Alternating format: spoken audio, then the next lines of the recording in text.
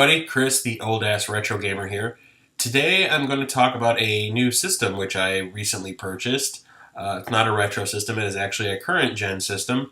Something which I never thought I would ever buy, ever, because I was not interested when the previous version of this particular system came out. I thought it was pointless. It's a handheld system, and I'm not really into handheld systems. I used to be back in the day when I had a lot more free time, but I would say like in the early 2000s, I just kind of lost interest in this kind of thing, especially now when you have like cell phones that you can play games on. I have an emulator. I have several emulators on my Galaxy S3, which I use to play like TurboGrafx games, Nintendo, Super Nintendo, Genesis. It's like, what's the point of even needing a handheld system?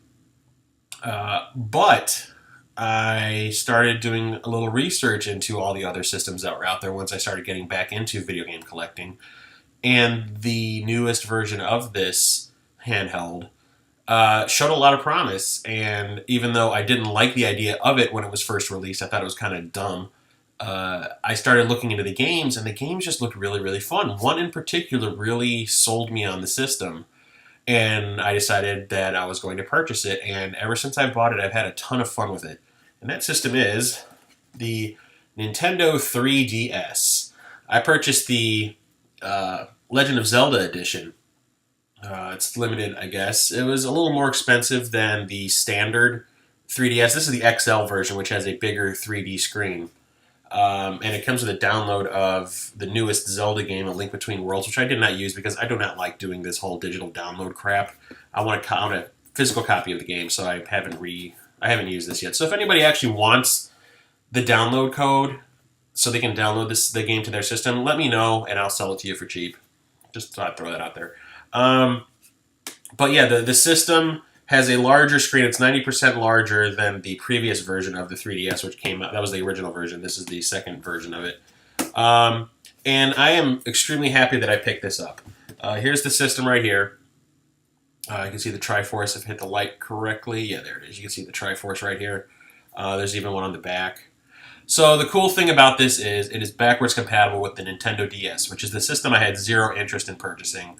I'd had the previous version of Nintendo's handheld. I had a Nintendo, the Game Boy Advance SP. I had a silver one. And I basically only used it to play the Final Fantasy games that they were releasing on it. And other than that, I never really used it all that often. But, like I said, my tastes have changed. So the idea of this and certain games on it really changed my thoughts on handheld gaming. And rightly so, because now that I've actually played it, I am extremely impressed with this little piece of hardware. It's really cool. And what gets me the most is like the games come on these little tiny cards. And the graphics capabilities of the Nintendo DS, I guess, were comparable to like a Nintendo 64. They weren't that great. I mean, they look good, but on the little screen. But if you were to like buff it up to TV size, it would look like ass. So like, it didn't really surprise me. I mean, and even though it's running on two different screens, just the fact that they came on cards this small was kind of impressive. But when it comes to the 3DS, the graphics have been improved to like GameCube quality with full motion video and full voiceovers. Music sounds like it would on any other CD-based, game. And on top of that, it has like glassesless 3D. So here are the Nintendo DS games that I've purchased. So this is going to be kind of like a half pickup, half review of the system. So the first game I'm going to show off for the Nintendo DS is one that I was looking at from the start. That is Aliens Infestation. Metal Jesus Rocks talked about this in his Hidden Gems video for the Nintendo DS. I already wanted to get it because I love the Alien franchise. And this reminds me a lot of Aliens because you can play in power loaders and you're playing as Space Marines and all that. It's a side-scrolling game with slightly RPG elements to it. Kind of like Contra, I guess, with some RPG stuff. Basically, you have 4 Marines to choose from. Each one has different attributes, different abilities that you need to pass levels. So it's kind of like Lost Vikings in that way. And there's some strategy involved. But the thing is, once a character, and you can swap between these characters in certain rooms. So if you need one to pass a specific obstacle, you can just go and get them and then go back and do that obstacle. The thing is, once one of the characters dies, it's permadeath. They do not come back. You do not have access to them anymore, which I thought was pretty awesome. So it makes every firefight kind of intense because you don't want that character to die. Because it's not like, oh, he dies and then like you lose a life and he comes back. No, they're gone for the rest of the game. That's it. They're done. So yeah, it's pretty awesome. I like it a lot. It's really fun, and it really feels like it belongs in that alien universe. It's pretty amazing. It's a good game. Kudos, Sega. Next is a game I got off of a person on Facebook. Actually, a lot of these games I got for the Nintendo DS, I purchased not online at a store like on Amazon or anything or on eBay. I did get a couple that way, but most of these I got on Facebook for extremely good prices. One of which was Castlevania Dawn of Sorrow, which is another one of these Metroidvania Castlevania games. It's pretty awesome. I guess I don't know if this is the first one they came out with for the DS. It might be like the second one, because when I started playing it, it was like you had to know the character already to get the story. So yeah, this must be the second or maybe even the third. I can't tell. But I'm going to pick up the rest of these. I played this just to see if it worked and to get a idea of what the game was like. And I liked what I played, but I'm probably going to look for the other games in the series before I get into this one anymore. Graphics and music are fantastic. Fantastic. Next is Diddy Kong Racing DS, which is basically a port of Diddy Kong Racing for the Nintendo 64, with a couple more tracks and vehicles and whatnot, and some more modes. I never really played that for the Nintendo 64, so this is kind of new to me. But it is fun. It's a kart racing game, kind of like Mario Kart, just with a lot more characters from Donkey Kong Country games. And I do believe this is the first appearance of Conker from Conker's Bad Fur Day. So it's fun. It's good. I like it. Next is a role-playing game, which I knew nothing about. I only bought it because I saw it on Amazon brand new for like $6. And that is Glory of Herakles. Yeah, it's a role-playing game that reminds me a lot of like Dragon Quest. That is all about Greek mythology, which is something that I've always been interested in. So this is pretty awesome. I haven't beaten it yet, but I've played it quite a bit, and I love it. The battle system is fun. Everything about it is pretty awesome. I like it. I like this one a lot. I highly recommend it. It's super cheap right now, so if you have a Nintendo DS and you don't have that game in your collection, just go out and get it, because it's totally worth it. Next is Golden Sun Dark Dawn, which is a sequel to the Game Boy Advance series. And I never played those. One of my friends did, and from what I understand, that one actually reacted to how much daylight was in the room when you were playing the game. I think. This doesn't do that. But, needed to fully enjoy this game. Wow, they actually put that on the box. Basic reading ability is needed to fully enjoy this game. So they're basically saying if you're illiterate, don't bother. But anyway, role-playing game, action, RPG.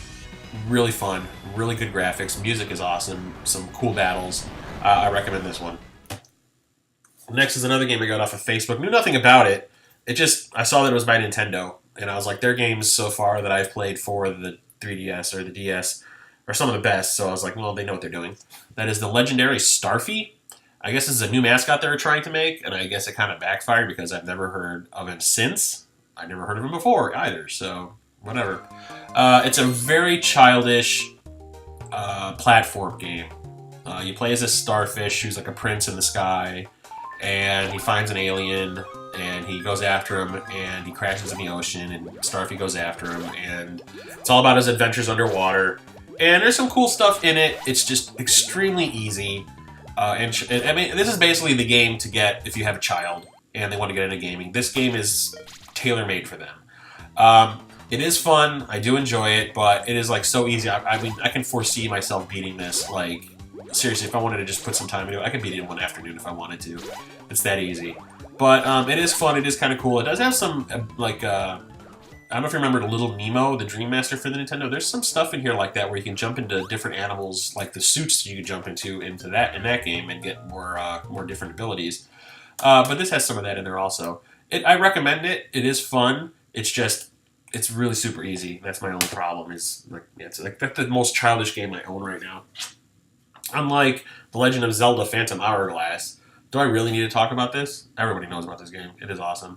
RPG, super awesome. My only issue with it is this is this was made during that period where Nintendo made the Zelda games in that cel-shaded art style that was used in the Wind Waker, and I was never really a fan of that. And this game is in that style. This is actually kind of connected to the Wind Waker, and I was just kind of like, I'm indifferent when it comes to that art style. I prefer standard, good-looking, art. Like Twilight Princess. That's what I like. I like that. That's amazing. And I understand that the new game, the one that I refused to download, was it Link Between Worlds, is back to that art style. So other than that, this game is pretty awesome because it's Zelda. It's like Next is Mario and Luigi: Bowser's Inside Story. Action. Is it an RPG? Because I haven't. Yeah, it is. I haven't played this yet because I've got so many games for this thing. I'm just trying to play through some of the ones that I started earlier before I got this. But it is an action RPG in the style of Super Mario RPG, where you're running around inside Bowser's body. I can't tell you why I haven't played it yet, but you get shrunk and swallowed by Bowser, and you got to go and have an RPG adventure inside his tummy. Nintendo. Yeah, they came up with that. Whatever. It looks cool, though. I like RPG. Super Mario RPG is awesome. This I did play. Super Mario Kart, or actually just Mario Kart DS. I don't think this is officially one of the sequels, because the Mario Kart games now are numbered. There's Mario Kart 8 is coming out pretty soon for the Wii U. And I know there's a Mario Kart 7 for the 3DS, so this is maybe Mario Kart 6, but I don't know if this is Mario Kart 6 or if this is just a port of the Super Nintendo version. It does have the tracks from the Super Nintendo version in it, which is pretty awesome. But the graphics are from the Nintendo 64, which kind of confuses me a little bit. I don't know where this stands in the series. But just in general, as a kart racing game, and I'm a big fan of Mario Kart, I love the one from the Nintendo 64. It is pretty awesome. I love it. It's fun. Graphics are pretty decent for what would essentially be a 64 game. But a lot of fun characters to play as, and the tracks are really cool. I recommend that. Next is a two-parter, which I bought off one specific person because I haven't really played one of these games since, I have to say, the late 90s. Okay, and that is Pokemon Black and Pokemon White. I purchased these both off of a gentleman on Facebook, who I've done many, many deals with since. The guy's awesome. I'm not going to name names. Don't want you swamping him and stealing my stuff. So, I haven't played one of these games since the original one. I had Pokemon Blue for the original Game Boy, and I played that quite a bit. I even went to a local mall back in the day where Nintendo had gone and set up this booth where you could go and get Mewtwo. It was either Mew or Mewtwo downloaded onto your cartridge for use because you couldn't get them in the game any other way. And I went there and stood in line for about an hour with my friend and got this character put on my Game Boy cartridge. I since sold that game because I'm an idiot. But I figured if I'm going to get back into these games, I remember that game being pretty fun, regardless of how childish that cartoon ended up being, and kind of soured the games for me.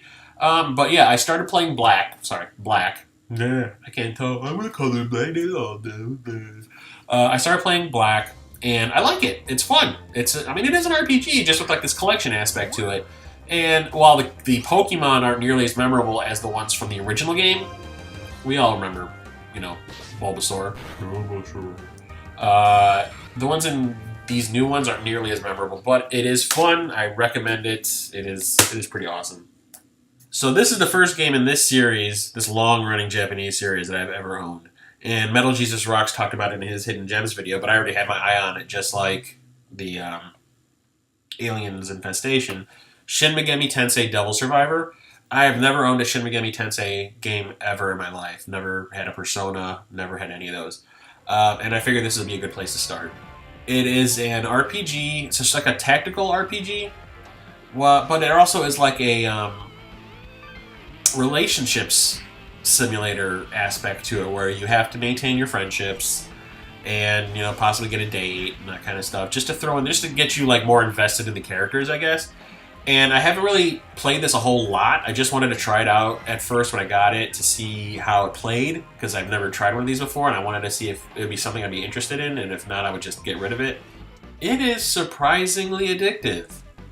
I did not expect this at all, and I like it a lot. And now I'm going to probably start picking up more games in this series because they are kind of cool. If this is any indication of what the series is like, and I know there's like a couple of different variations of what the series are out there, because I know there's one called Soul Hackers that it has like first person views and stuff like that. It's different, but yeah, it's very odd, but in a good way. I like it. Next is Spectrobes, which is kind of like a Pokemon style game mixed with Digimon. The graphics aren't the greatest, but the music is pretty cool.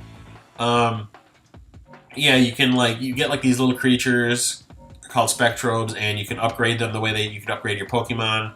You can train them and battle. You can have like online battles with them.